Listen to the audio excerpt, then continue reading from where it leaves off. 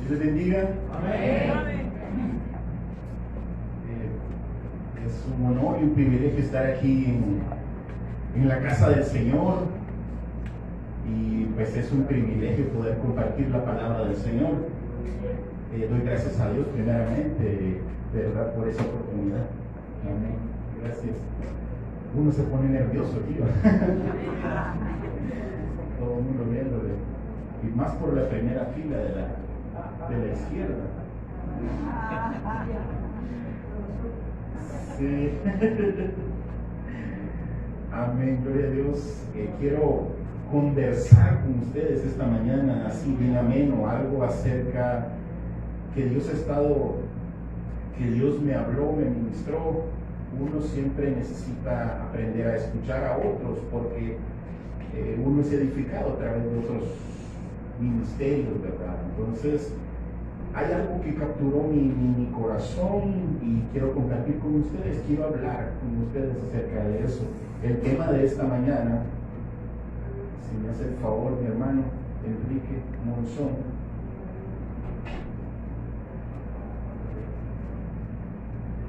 es aprendiendo a vivir para su presencia. Amén.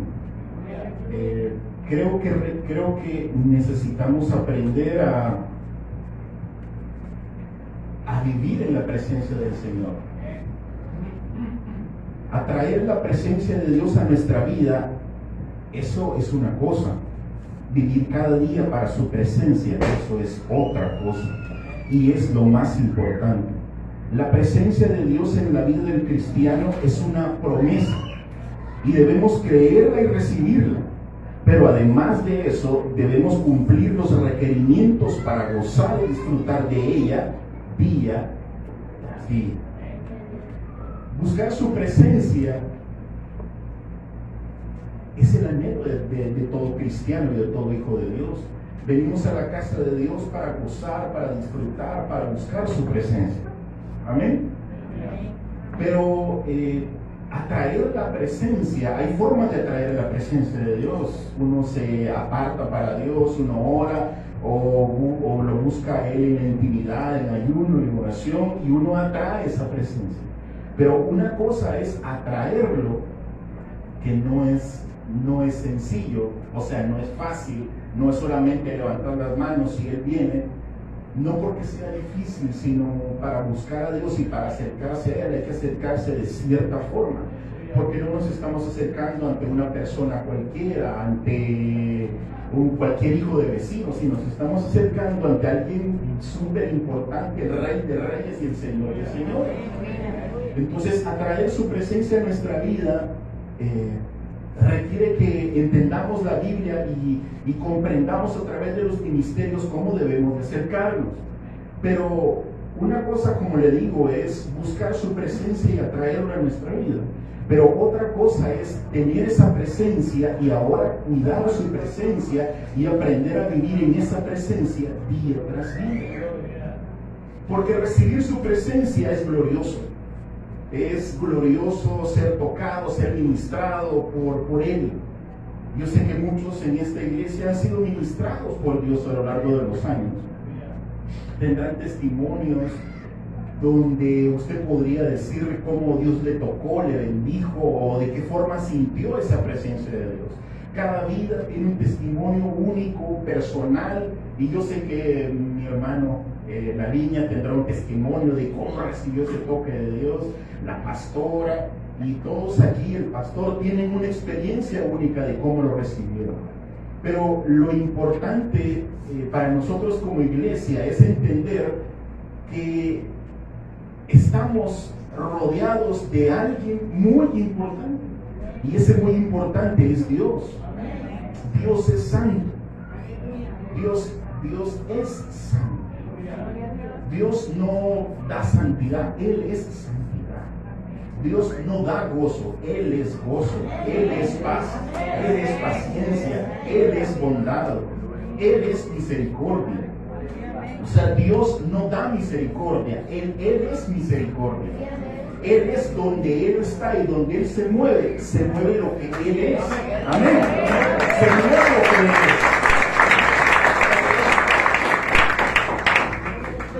es. Y lo que Él es, lo encontramos a través de su palabra. Lo encontramos a través de la Biblia, lo entendemos. O sea, usted debe de entender, gracias, usted debe de entender quién es Él. Él es poderoso. Donde Él se mueve su poder. Donde Él se mueve la autoridad de Dios. Donde Él se mueve la bondad, se mueve todo. Amén. Donde Él se mueve, donde Él camina, donde Él da un paso, da otro paso, se va moviendo una atmósfera de santidad. Donde Él camina está la santidad. Porque Él es santo, Él emana santidad. Él emite santidad. Hay una cita, no recuerdo si es en Habacuc, que dice que rayos brillantes salían de sus manos. Su santidad, su poder. Él emana poder, Él emana santidad. Si Él toma forma corporal y se hace visible ante nosotros, si Él está aquí. Pero si Él visiblemente y corporalmente ante todos se aparece y se pone aquí, Él, donde Él está, Él empieza a emanar santidad, empieza a emanar poder, empieza a emanar y a irradiar todo lo que Él es: misericordia, bondad, amor. Si estás cerca de Dios, estás cerca del amor. Si estás cerca de Dios, estás cerca de la bondad, de la misericordia. Es decir, si estás cerca de Dios, no vas a encontrar quien te juzgue, quien te critique, quien te señale. Si estás cerca de Dios, vas a encontrar consuelo, amor, esperanza. Vas a encontrar salud, vas a encontrar promesa, vas a encontrar redención, vas a encontrar salvación, vas a encontrar ayuda, vas a encontrar socorro. Porque Él es así. Pero debemos de entender que si buscamos esa presencia, y esa presencia ha prometido estar con nosotros, todo lo que Él es y lo que Él representa estará con nosotros. Quiero que me acompañe a leer una cita bíblica.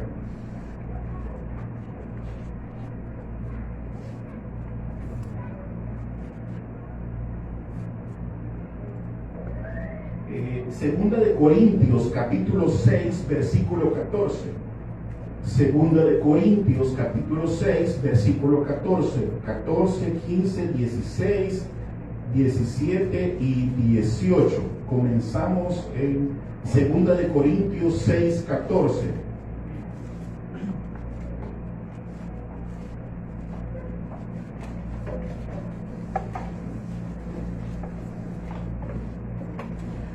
Voy a leer esta porción de la palabra de Dios en la versión PDT. Amén, está en la pantalla. Dice la Biblia: ustedes no son iguales a los que no tienen fe en Cristo. Entonces no se junten con ellos. ¿Acaso hay algo en común entre el bien y el mal? ¿O cómo puede la luz estar junto a la oscuridad? Versículo 15. ¿Es posible que exista un pacto entre Cristo y Satanás? ¿Qué puede haber en común entre un creyente y alguien que no cree en Cristo? Versículo 16. El templo de Dios no puede tener ningún pacto con los ídolos, y nosotros somos el templo del Dios viviente. Así como Dios dijo: viviré y caminaré con ellos, seré su Dios y ellos serán mi pueblo. Y por eso dice el Señor: salgan de entre esa gente y sepárense de ellos, no toquen nada impuro y yo los aceptaré. Seré su padre y ustedes serán mis hijos y mis hijas, así dice el Señor Todopoderoso. Amén. Puede sentarse. En esta porción de la palabra de Dios, nosotros vemos una promesa importante para nosotros. En esa palabra, en esa escritura, en el versículo 16, el Señor dice: viviré y caminaré con ellos. Es decir, Dios ha prometido vivir con su pueblo. Dios ha prometido vivir. Es decir, Dios ha prometido hacer una mudanza. Mudarse. Él va a dejar el cielo, va a agarrar sus tiliches, sus cosas, y le dice a Gabriel y a Miguel: me voy de aquí, me voy a vivir a otro lado, y me voy a ir a vivir donde mi hija, donde mi hijo, voy a ir a vivir ahí con ellos, me voy. Y como siempre que Dios se mueve, nunca se mueve solo, le acompaña su gloria, que la gloria es Él mismo, porque Él emana gloria. Y como nunca va solo, porque un presidente, un alto dignatario, nunca se mueve solo. Usted viene y ve que entra el alcalde de la ciudad, no va a venir solo, va a venir con seguridad. O de repente mira que viene Nayib Bukele, no va a venir solo, va a venir con un montón de escolta por ahí, así hablando, seguros, así hablando y protegiendo al hombre. Dios es igual, Dios es muchísimo más grande que un presidente. Y Dios no se mueve solo, se mueve con su gloria, y su gloria le acompaña, porque Él emana gloria. Él no tiene gloria, Él emana, Él es la gloria. Y donde Él camina esa gloria. Entonces Dios en la Escritura nos enseña que Él ha decidido y ha determinado mudarse. Y ha determinado vivir con su pueblo. Y esa es una promesa para usted y para mí. Dios va a vivir con usted. Dios ha determinado que quiere vivir contigo. Él, el Dios eterno, el Dios poderoso, el Dios que hizo los cielos y la tierra y creó al hombre y a la mujer, el Dios poderoso ha decidido vivir con nosotros. Él va a vivir, y no solo va a vivir, Él dice: voy a vivir y voy a caminar entre ustedes. Es decir, donde tú te muevas, Él se va a mover. Es decir, donde tú camines, donde tú andes, Él también va a caminar. Si tú decides ir hacia allá, Dios se va a mover contigo, porque Dios ha decidido vivir contigo y permanecer contigo. Dios ha dicho: yo voy a ir donde tú vayas y voy a caminar donde tú camines, donde tú pongas el pie, yo lo voy a poner, donde tú estés, yo también voy a estar. Es decir, nos acompaña alguien poderoso, sí, poderoso, gloria a Dios.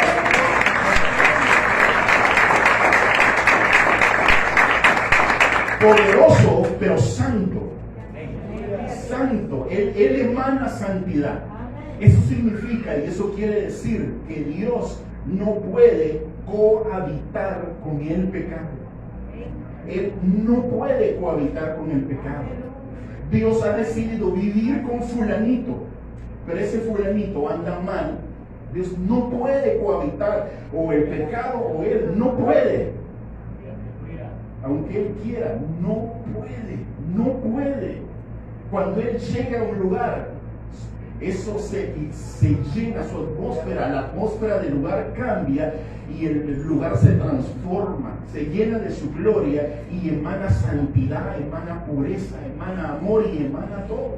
Y si Dios ha decidido vivir con nosotros, su gloria también va a vivir con nosotros. Y su santidad también va a estar presente donde nosotros estemos presentes. Es decir, la gloria no solo quiere moverse entre cuatro paredes. La gloria quiere salir de entre estas cuatro paredes. La gloria que Dios ha destinado para la iglesia, que usted conoce, que usted disfruta, que usted le agradece a Dios por ese toque, esa gloria ha sido destinada para usted aquí, pero también allá afuera. Para usted es esa gloria, esa presencia. Para usted es donde usted se mueva, va a estar a Dios ahí moviéndose. Y como le digo, Dios no puede cohabitar con el pecado. No puede. Es difícil. Él no puede cohabitar con el pecado. Por eso Él, en el versículo 17, dice: salgan de entre esa gente y sepárense de ellos. No toquen nada impuro y yo los aceptaré. Seré su padre y ustedes serán mis hijos y mis hijas. Así dice el Señor Todopoderoso. Él te dice: Yo, hermano, santidad, hermano, pureza. No puedo cohabitar con tu pecado. No puedo vivir con tu maldad o con tu iniquidad. No puedo. Este versículo trae a mi memoria lo que ocurrió en Primera de Samuel, capítulo 4.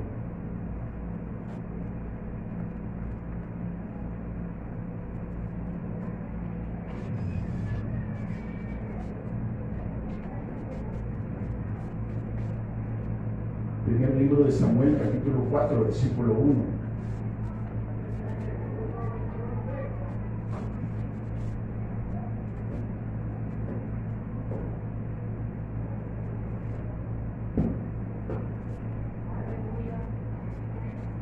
Las noticias acerca de Samuel se esparcieron por todo Israel. Elí era muy anciano y sus hijos seguían haciendo maldades ante el Señor. En esos tiempos los israelitas salieron a pelear contra los filisteos. Acamparon en Ebenezer, mientras los filisteos acamparon en Afec. Los filisteos se prepararon para atacar a Israel y empezó el combate. Derrotaron a los israelitas, matando en la batalla alrededor de 4,000 soldados del ejército de Israel. Los soldados israelitas regresaron a su campamento. Los ancianos líderes de Israel preguntaban: ¿por qué nos derrotó el Señor ante los filisteos? Traigamos el cofre del pacto del Señor desde Silo y llevémoslo a la batalla con nosotros para que nos salve de nuestros enemigos. Versículo 4. Es decir, la presencia de Dios estaba en Silo y el pueblo de Dios estaba siendo derrotado por los filisteos, estaba siendo vencido por los filisteos. Vienen los líderes y dicen: traigan el arca del pacto. El arca del pacto simbolizaba la presencia de Dios. Trajeron el arca del pacto a la batalla porque ellos sabían que si Dios está ahí, la victoria está asegurada. Si estás peleando una batalla difícil, si Dios está contigo, que de hecho lo está, tienes la victoria segura. Y Dios te va a dar la victoria, te va a dar la salida, y Dios te va a dar la bendición que estás buscando. Pero ellos en este pasaje, al traer el arca del pacto a este lugar, sigamos leyendo, versículo 4, por favor. Así que la gente envió hombres a Silo para que trajeran el cofre del pacto del Señor Todopoderoso. En la parte superior del cofre están los querubines. Estos son como el trono en el que Dios se sienta. Los dos hijos de Elí, Ofni y Fines, llegaron con el cofre. Cuando el cofre llegó al campamento, todos los israelitas gritaron tan fuerte que hicieron que la tierra retumbara. Los filisteos oyeron el griterío y se preguntaban: ¿a qué viene tanto alboroto en el campamento hebreo? Entonces los filisteos se enteraron que habían traído el cofre del Señor al campamento de Israel. Se atemorizaron y dijeron: ha llegado los dioses a su campamento. Pobres de nosotros, porque nunca antes había sucedido esto. Pobre de nosotros, ¿quién puede salvarnos de estos dioses poderosos? Estos son los mismos dioses que les mandaron a los egipcios estas terribles enfermedades. Sean valientes, filisteos, peleen como hombres. Antes los hebreos fueron esclavos nuestros. Así que peleen como hombres o ustedes se convertirán en sus esclavos. Así que los filisteos pelearon muy duro y derrotaron a los israelitas que corrían huyendo hacia sus carpas. Fue una derrota terrible para Israel, como una matanza de 30,000 soldados. Los filisteos se apoderaron del cofre de Dios. Oiga, los filisteos se apoderaron del cofre de Dios. Mataron a Ofni y Fines, los dos hijos de Elí. Un hombre de la tribu de Benjamín salió huyendo del combate, rasgó sus vestidos y se echó polvo sobre la cabeza, mostrando así su profunda tristeza. Cuando llegó a Silo, Elí estaba sentado en su silla, observando cerca de la entrada de la ciudad, porque estaba preocupado por el cofre de Dios. Entonces el hombre de la tribu de Benjamín entró en la ciudad y dio las malas noticias, y toda la gente empezó a gritar. Al oír el griterío, Elí preguntó: ¿por qué tanto alboroto? El hombre se apresuró a darle la noticia a Elí. Elí tenía 90 años de edad y ya estaba completamente ciego. Vengo del combate, acabo de huir de la batalla. Elí le preguntó: ¿qué pasó, hijo mío? El hombre le contestó: los israelitas huyeron de los filisteos y el ejército ha perdido muchos soldados. Tus dos hijos han muerto y los filisteos se apoderaron del cofre de Dios. Al oír mencionar el cofre de Dios, Elí se fue de espaldas, cayéndose de la silla cerca de la entrada. Como ya era viejo y pesaba 10 kilos, se quebró el cuello al caer y murió. Elí había dirigido a Israel durante 20 años. La nuera de Elí, esposa de Fines, estaba embarazada a punto de dar a luz. Al oír la noticia de que se había apoderado del cofre de Dios y de que su suegro y su esposo habían muerto, le vinieron los dolores, empezó el trabajo de parto. Estaba a punto de morir por el difícil alumbramiento cuando las parteras que la atendían le dijeron: tranquila, has dado a luz un niño. Pero la nuera de Elí no contestó ni puso atención, y le puso por nombre Icabod, que significa le han quitado la gloria a Israel. Le puso este nombre porque se habían apoderado del cofre de Dios y porque tanto su suegro como su esposo habían muerto. Amén. Lo que le he leído es la historia de cuando Israel pierde el cofre, pierde la presencia de Dios. En el capítulo 5, los filisteos toman esa arca, toman ese cofre y lo meten en el templo de su Dios llamado Dagón. Meten la presencia en el templo del Dios Dagón. Y en el capítulo 5, versículo 2, dice: y tomaron los filisteos el arca de Dios y la metieron en la casa de Dagón y la pusieron junto a Dagón. Y cuando al siguiente día los de Asdod se levantaron de mañana, he aquí Dagón postrado en tierra delante del arca de Jehová, y tomaron a Dagón y lo volvieron a su lugar. Es decir, tomaron el arca de Dios, la presencia de Dios, la ponen a la par de la estatua de Dagón, el dios de los filisteos, la ponen a la par. ¿Quién se le ocurre poner a la par? Estaba Dagón y ponen al arca del pacto a la par de Dagón. ¿Quién se le ocurre hacer eso? Y se van, cierran el templo. Al siguiente día amanece Dagón postrado en tierra. Postrado en tierra.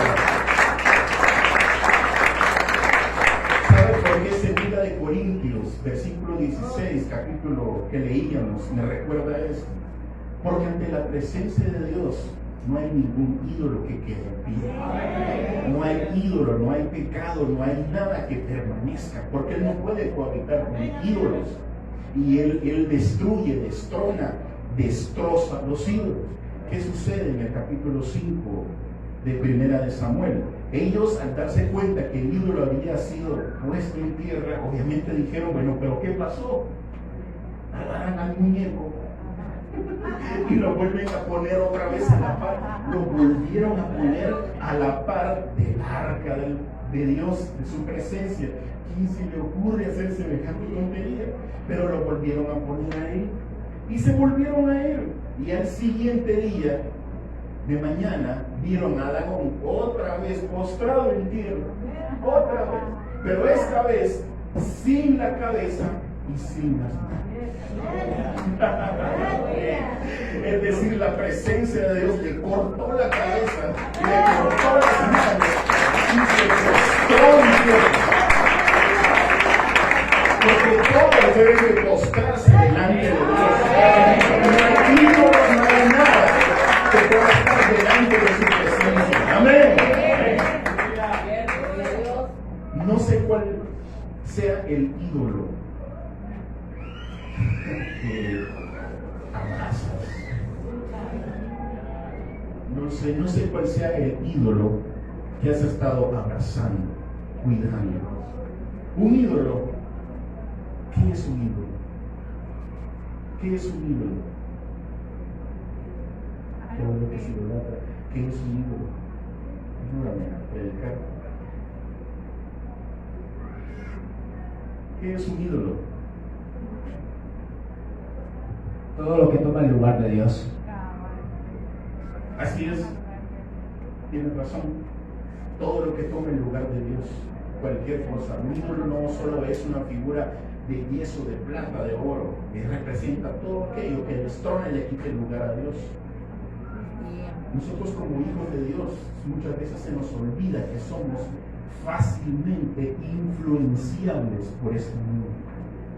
Los corintios estaban siendo influenciados por esa ciudad de Corinto, y muchos de ellos habían cambiado su forma de pensar y de ver la vida porque se habían unido, se habían aliado, habían hecho alianzas con mucha gente de la ciudad de Corinto, y esa alianza había perjudicado y había dañado la pureza, la fe de ellos.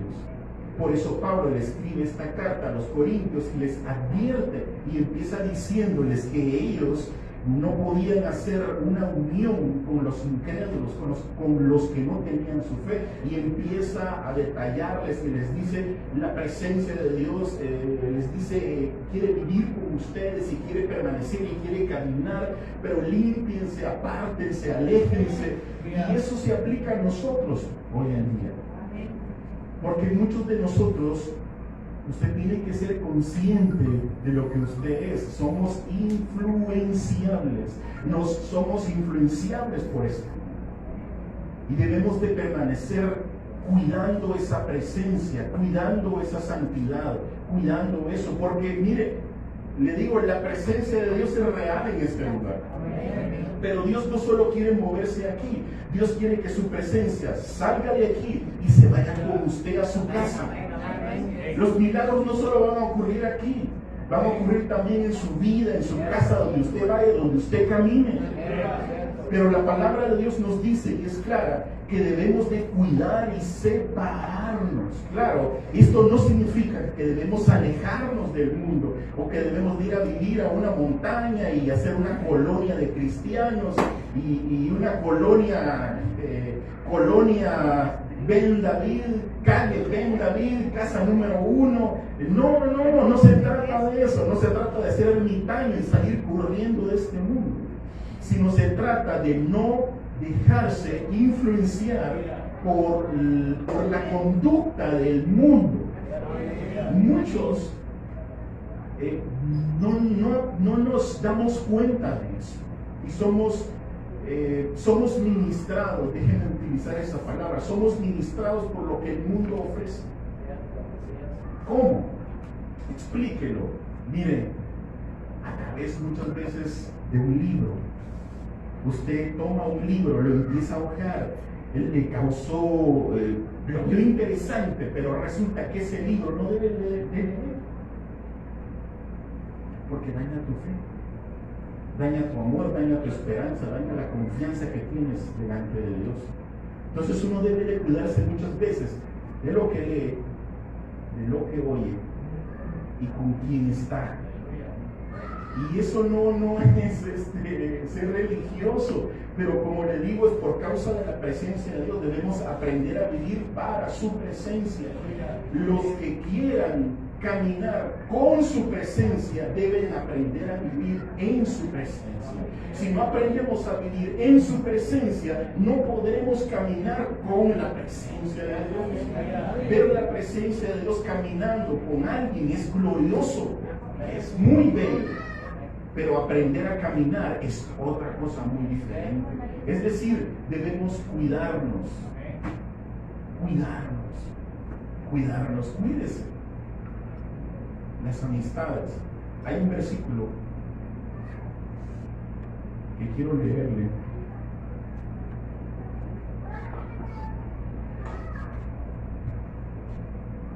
El otro versículo, por favor. Las dos, cualquiera de las dos. Amén. Primera de Corintios 15:33, código real. No os dejéis confundir. Malas amistades corrompen buenas costumbres. Dice, no os dejéis confundir. Ay, hermano, ¿qué va a creer usted? Fulanito y menganito me van a hacer pecar. Ay, hermano. El diablo es diablo. Las malas amistades corrompen buenas costumbres. La otra versión. Biblia Kadosh. No se dejen engañar. Las malas compañías corrompen el buen carácter. El carácter de una persona puede ser influenciado por la compañía que él tenga. O sea, debemos aprender a vivir para su presencia, cuidando todo lo que está a nuestro alrededor. Si quieres que Dios te use, porque Dios aquí va a usar a muchos. Sí, a muchos Dios va a usar, amén. A muchos. Entonces debemos aprender eso. Eso que dice ahí debemos aprender. Porque a veces hay malas compañías y malas personas que corrompen tu fe, tu amor, tu entrega, tu devoción a Dios. Corrompen tu relación que tienes con Dios. Todos tenemos Espíritu de Dios y todos tenemos alguien en nuestro corazón que nos dice: ojo, no, que no te acerques. Hay personas a las cuales uno se les acerca y Dios le dice: no, con este ten cuidado, con este no hables, con este llévalo de lejito, porque tiene una ley peor que la del mismo diablo. Sepa elegir sus amistades, sepa elegir con quién habla, sepa elegir qué lee, sepa elegir cómo se ministra, sepa elegir qué películas ve. Yo sé que esto hasta puede resultar tonto. Sí, porque hasta en lo que yo veo tengo que cuidar. Pues tristemente hoy en día, en el siglo que vivimos, hasta eso hay que cuidar. Hasta eso hay que cuidar. Si quieres que Dios realmente camine contigo, y de hecho Dios ha prometido, Dios camina con su pueblo, Dios está aquí, y Dios camina contigo. Pero si quieres que Dios permanezca y siga caminando contigo, hay que cuidar todo eso. Tenga cuidado de lo que usted mira. Tenga cuidado de lo que vemos en el Facebook. Sí, a veces hay cosas en el Facebook que no hay que verlas. A veces hay cosas que aparecen ahí que es una perdedera de tiempo, basura totalmente.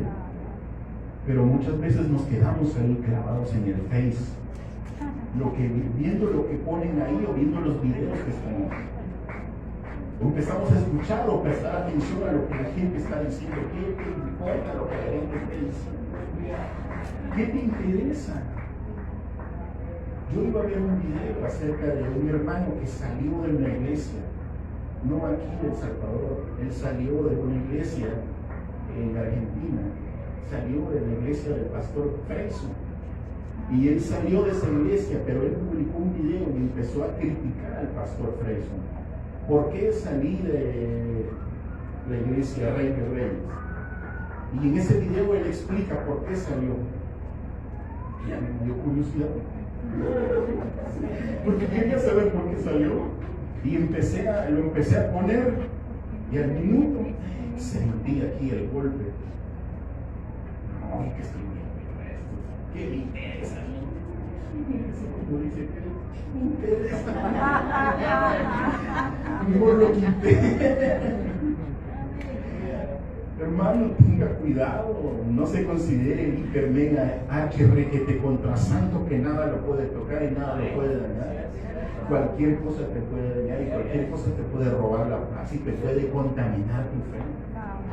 Ten cuidado de ti mismo, le decía Pablo a Timoteo. Ten cuidado, le decía, de ti mismo y de la doctrina. Le decía, ten cuidado de ti mismo.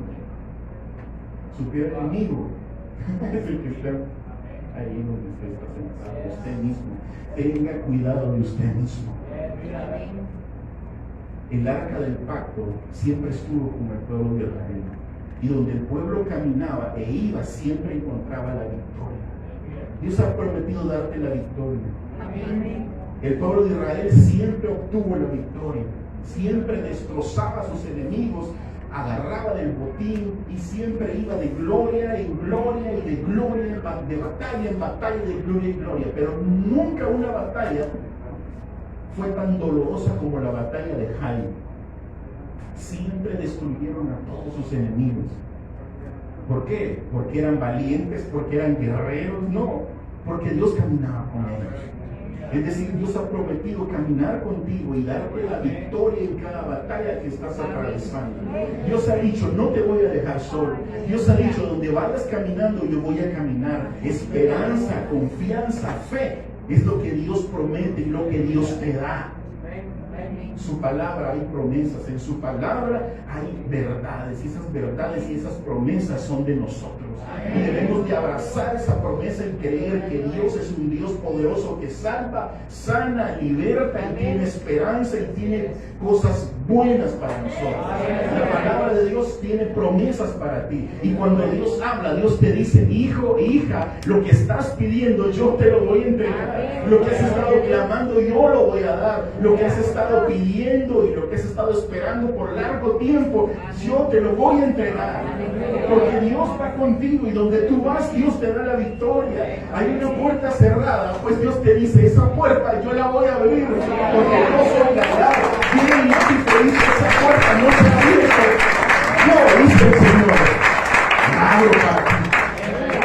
Hay un lugar que no has podido conquistar, o hay un terreno que no has podido abrazar, pues ese terreno, Dios te dice, ese terreno es tuyo. Ese terreno es tuyo. Eso es tuyo. Porque Dios ha prometido bendecirte. Dios quiere bendecir a su pueblo. Las palabras de bien, de bondad, de gratitud, siempre están en la boca de Dios. Y una persona que tiene presencia de Dios se conoce por lo que habla. Se conoce por lo que sale de su boca. ¿Quieres conocer si fulanito o si menganito tiene presencia de Dios? Escucha lo que dice. Escucha lo que dice. No te fijes si habla o no habla en lenguas. Porque muchos se fijan si habla, sí, si no habla, no. No te fijes en eso. Escucha lo que dice. Dios ha puesto una palabra de esperanza en tu boca. Cuando tú abres tu boca, siempre sale esperanza, confianza y fe. Dios te ha rodeado y te ha librado de tus enemigos. Dios te ha librado de batallas. Dios te ha librado de la muerte. Dios te ha librado, dice el Señor, pueblo, de enfermedades. Dios te ha librado de sequía. Dios te ha librado de todo porque Él está contigo. Y donde tú vayas, siempre Él va a ir. Aunque te sientas solo, aunque te sientas sola, dice Dios, no estás solo, porque aunque no me puedas ver, yo estoy ahí, tomándote de la mano, abrazándote, poniendo mi mano en tu hombro, dice Dios, y diciéndote, hija, hijo, no temas, porque no estás solo, no estás solo, yo estoy ahí contigo, dice el Señor. Yo te voy a dar la promesa que has estado esperando. Lo que empezaste a pedir y empezaste a clamar, dice Dios, yo lo voy a hacer, dice el Señor. Porque yo no soy hijo de hombre para ser mentiroso, dice el Rey. Yo soy poderoso, yo soy eterno y lo que yo hablo tiene fiel cumplimiento, dice Dios. Amén. Él es bueno. Dios es bueno. Una de las cosas que atrae la presencia y que hace que Dios siempre esté ahí es el corazón humilde. Debemos pedirle a Dios que nos dé un corazón humilde. Un corazón humilde es un corazón sencillo, un corazón que no se siente la mamá de Tarzán, ni de Chica, ni de nadie más, sino que sabe lo que es. Tiene un concepto de sí equilibrado. Y ese concepto lo encontramos en la palabra de Dios, porque la palabra nos habla de nosotros y dice qué somos nosotros. ¿Qué es lo que la palabra dice de ti? ¿Sabes qué es lo que la palabra dice de ti? Que eres especial tesoro. Amén. Eso eres para Dios, eso dice la palabra. Dios dice, eres especial tesoro. Amén. Eres especial tesoro. Sí, dígale que está a la par, eres especial tesoro. Tú eres especial tesoro. Tú eres la niña de los ojos de Dios. ¿Sabe cuál es la niña de los ojos? El circulito que está ahí. Intente tocárselo, no va a poder, se le cierra el ojo. Usted es la niña de los ojos de Dios, es decir, es lo más íntimos, lo más profundo. Nadie te va a tocar. Nadie va a hacer nada en contra de tu vida. Porque el que intente levantarse contra ti, se levanta contra mí, dice el Señor. El que intente levantarse contra ti, contra mí se levanta, dice Dios. Aunque venga un ejército y acampe contra ti, dice el rey, no temas, porque yo estoy contigo. Y yo te doy la victoria y te doy la salida y la esperanza, dice el Señor. No temas, pueblo. Dios me dice que te recuerde, no temas. No temas. Tus ojos ven una cosa, pero en la fe está ocurriendo otra cosa. Tu corazón dice, hay temor, hay angustia, hay soledad, no puedo, no sé qué hacer. No le hagas caso a tu corazón, porque tu corazón es engañoso. Hazle caso a lo que la palabra de Dios dice. Y la palabra de Dios dice que no estamos solos. La palabra de Dios me dice que Él vive y Él permanece para siempre. Y me dice que Él va a vivir y va a morar y va a caminar con nosotros. ¿Cuántos han recibido el sacrificio de Cristo y han dicho, sí, Señor, yo te creo, yo acepto ese sacrificio, yo te acepto, eres mi Señor, eres mi Salvador? ¿Cuántos lo han hecho? Entonces esa promesa es para ti. Esa promesa es tuya. Esa verdad de la palabra es tuya. No temas del mañana, porque el presente es de Dios y el mañana también es de Dios. No temas de lo que va a acontecerle a este mundo, porque serás guardado y protegido en el fuego de la mano de Dios. No temas.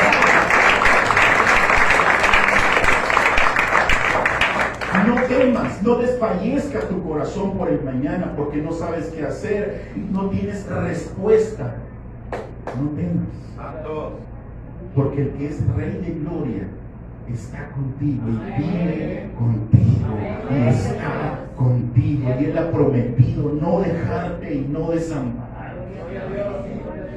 Si te han dejado y te han desamparado, la persona que jamás te va a dejar es Dios. El Rey de Gloria nunca te va a dejar y nunca te va a dejar. El amor se conoce en Dios, porque Dios es amor. Dios no emana amor, Dios es amor. Y el amor de Dios lo ministra el Señor. Él ministra su amor a su pueblo. Él desciende, Él se acerca, Él toca, Él ministra y Él se deja sentir. Y te recuerda y te dice, yo soy amor.